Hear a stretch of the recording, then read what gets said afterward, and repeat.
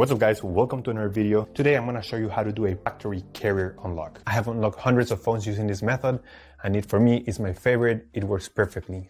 What a carrier unlock does, it allows you to use your phone with different providers. If you travel and if you want to switch SIM cards from a different company anywhere in the world, you just simply go ahead, you put your SIM card into your phone and your phone will work without any issues. So we're going to begin. The first thing you have to do is to open your phone's application, just as if you were going to make a call. And then you have to get the phone's IMEI number. Alright, so to get the phone's IMEI number, we're going to dial *#06#. As you will see, your 15-digit number will appear in the screen of your phone. Now with this number in hand, we're going to go to the computer. We're going to use this website to request the unlock code to unlock this phone. So first you need to fill in the information about the phone you want to unlock in this form. The processing times may always vary, so be very patient. It may be very fast sometimes, but sometimes it may also take a little bit longer, so just keep that in mind.